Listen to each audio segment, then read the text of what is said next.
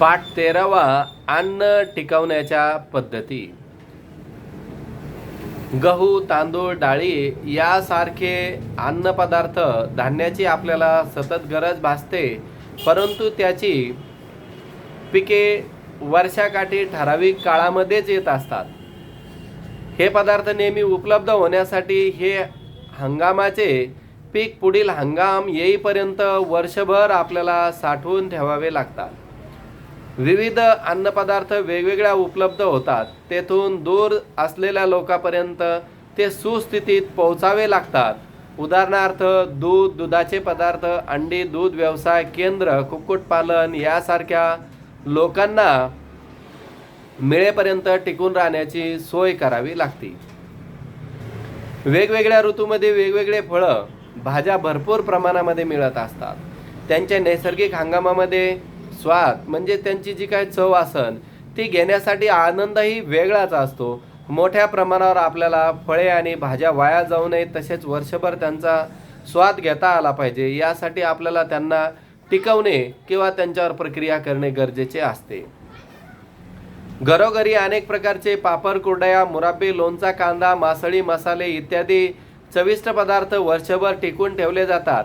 हल्ली हे पदार्थ कितीकही वितळतही नाहीत. स्वयंपाकघरात लागणाऱ्या वस्तू आणण्यासाठी पुन्हा पुन्हा बाजारात जावे लागू नये म्हणून आपण बरेच दिवसासाठी सामान आणून घरामध्ये साठवून ठेवतो. दुपारच्या जेवणासाठी तयार केलेले अन्न उरले तर ते संध्याकाळी किंवा दुसऱ्या दिवशी खाता यावे यासाठी टिकवण्यासाठी काही पद्धतीचा उपयोग केला जातो. खाली दिलेल्या पदार्थांच्या संदर्भात प्रश्नांची उत्तरे मोठ्याकडून तुम्हाला मिळवता येईल. दूध, भाज्या, धान्य, मीठ, साखर, गूळ इत्यादी हे जे काही पदार्थ असन तर ते अन्नामध्ये मिसळून अन्नपदार्थ टिकवण्याचं काम करतात. पदार्थ खराब झाला तर आपण त्यांना खराब झाला असं म्हणतो. कोणते बदल झालेले असतात, ते अन्न खराब कसे झालेले असतात. अन्नपदार्थ खराब होण्याची लागणारा वेळ वेगवेगळ्या ऋतूमध्ये वेगवेगळा असतो. सर्वात लवकर खराब होणारे अन्नपदार्थ कोणते असतात? दूध हा सगळ्यात लवकर खराब होणारा पदार्थ आहे. घरात असलेले पदार्थ जास्त दिवस चांगले राहावेत यासाठी काय केलं जातं? आंबवणे, खारवणे या प्रक्रिया किंवा वाळवणे ही प्रक्रिया केली जाते. अन्नपदार्थ कोणत्या कारणाने खराब होतात हे समजले तर खराब न होण्यासाठी काय करावे हे आपल्याला समजेल. मिळालेल्या माहितीवरून पुढील गोष्टी तुमच्या लक्षात आल्या असतील. हिवाळ्यामध्ये म्हणजेच थंडीच्या दिवसामध्ये अन्नपदार्थ जास्त काळ टिकतात, कारण वातावरणामध्ये थंडावा निर्माण झालेला असतो. तसेच पदार्थ फ्रीजमध्ये किंवा बर्फात थंड ठेवले तर आणखी काळ टिकण्याचं आपल्याला पाहायला मिळतं. धान्य उन्हात वाळवून साठवून ठेवतात. कांदे, बटाटे उन्हाळ्यामध्ये मोकळ्या हवेत ठेवून चांगले वाळवून कोरड्या जागी ठेवले जाते. ते खूप दिवस चांगल्या प्रकारे राहतात. दूध उकळून ठेवून तर चांगले राहते. जेवण झाल्यावर उरलेली आमटी, भाजी पुढच्या जेवणापर्यंत चांगले राहावे म्हणून उकळण्याची क्रिया केली जाते. उकळल्याने जंतू त्याच्यामध्ये तयार होत नाही. आमरस, दूध हे लवकर खराब होणारे पदार्थ आहेत. किडे, मुंग्या, उंदीर, घुशी, मांजरापासून आपले अन्न दूर ठेवावे लागतात. एका चपातीचे 3 तुकडे घ्या. एक तुकडा तसाच बंद डब्यात ठेवा. दुसरा तुकडा पुन्हा गरम तव्यावर करपू न देता चांगला भाजून घ्या आणि डब्यात बंद करून ठेवा. शक्य असल्यास तिसरा तुकडा डब्यात घालून फ्रीजमध्ये ठेवा. या तुकड्यांचे 2-3 दिवस सकाळ संध्याकाळ निरीक्षण करून पहा. काय आढळून येईल याच्यावरून तुम्हाला निरीक्षणाचे परिणाम जाणवतील. डब्यात बंद असलेल्या चपातीच्या तुकड्यावर कापसासारखे पांढरे किंवा काळे हिरवे तंतू वाढू लागतात. त्याला वास येऊ लागतो. याउलट फ्रीजमध्ये ठेवलेले तसेच पुन्हा भाजून थंड करून ठेवलेला तुकडा बरेच दिवस खराब होत नाही. असे का होता? हवा बंद असलेल्या डब्यामध्ये जंतूचा प्रादुर्भाव होत नाही. चपातीच्या तुकड्यावर वाढणारे कापसासारखे तंतू म्हणजे एक प्राचीन बुरशी नावाचा प्रकार आहे. बुरशी हा सूक्ष्म जंतू म्हणून ओळखला जातो. बुरशीचे जीवाणू हे हवेत व पाण्यात असतात. डब्यातील चपातीच्या तुकड्यावर बुरशीच्या वाढीसाठी लागणारे पोषक वातावरण म्हणजे अन्न, पाणी, हवा आणि ऊबही मिळते. म्हणूनच डब्यातील चपातीच्या तुकड्यावर बुरशी येताना पाहायला मिळते.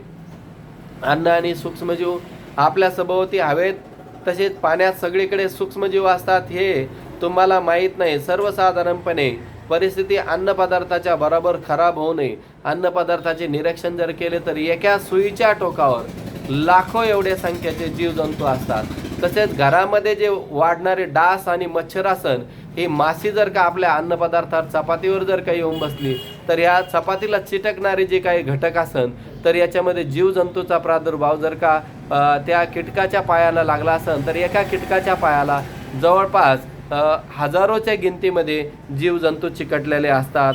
माशा ह्या बाहेर जाऊन विष्ठेवर उघड्यावरचे अन्नपदार्थ खाल्ल्याने पोटाचे त्रास, उलट्या असे होऊ शकतात. याचं कारण आहे की त्यावर माशांचा प्रादुर्भाव झालेला असतो, धुळीचा प्रादुर्भाव झालेला असतो.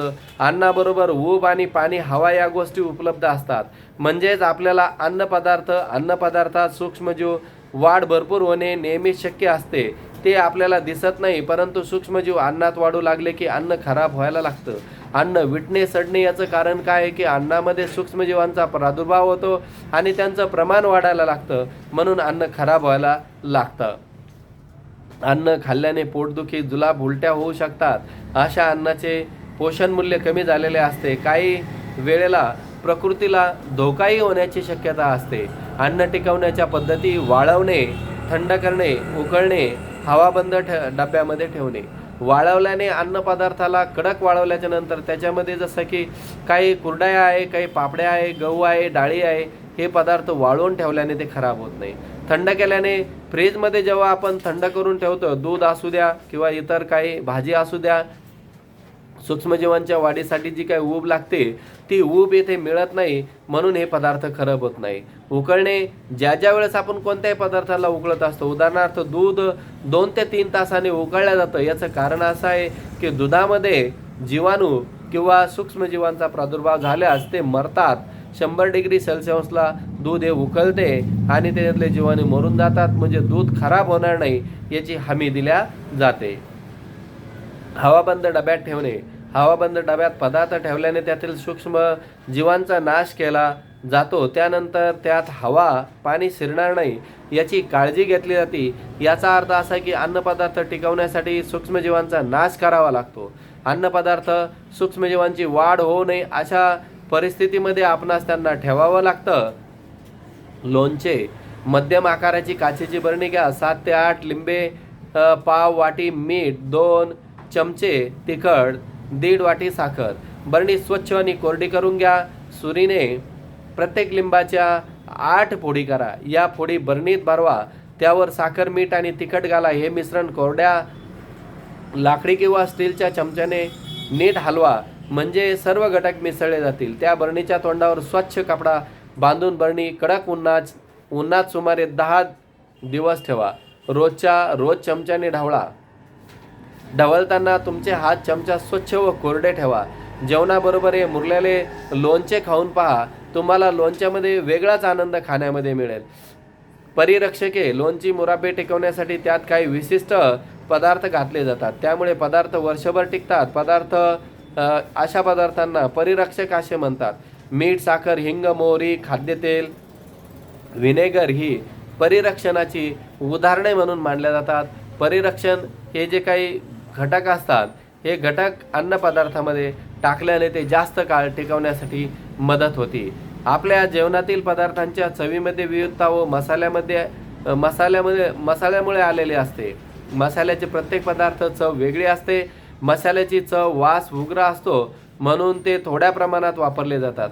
मसाल्याचे पदार्थ वाळवून खूप दिवस साठवता येतात. त्यांची मिश्रणाची पूड करून मसाले तयार करता येतात. विविध मसाल्याचे पदार्थ वनस्पतीच्या ठराविक भागापासून, म्हणजे मूळ, फुले, फळे, बिया अशा वेगवेगळ्या पदार्थापासून आपल्याला मसाले तयार करता येतात.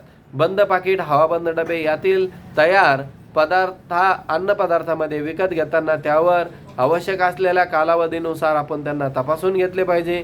आपण कोणत्याही अन्न घटकासाठी ऋतूप्रमाणे आपल्याला मुराबे, लोणचे, पापड, कुरडई हे पदार्थ जर का टिकवायचे असेल तर त्यांना वर्षभर स्वाद घ्यायचा असेल तर त्यांच्यामध्ये बुरशीजन्य पदार्थ किंवा जीवाणू तयार होणार नाही याची काळजी घेतली पाहिजे. हवा, पाणी आणि ऊब असलेल्या ठिकाणी अन्नपदार्थ व सूक्ष्मजीवाची झपाट्याने वाढ होत आहे हे आपल्याला माहीत आहे. काही सूक्ष्मजीवामुळे अन्नपदार्थ खराब होतात. वाळवणे, थंड करणे, उकळणे, हवाबंद डब्यात ठेवणे, परिरक्षके यांचा वापर केल्यामुळे आपणास अन्नपदार्थ जास्त काळ टिकवता येतात.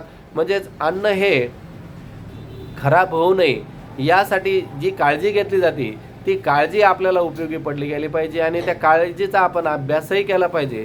त्यानुसार आपल्याला अन्नपदार्थ जास्त काळ टिकवता येतील.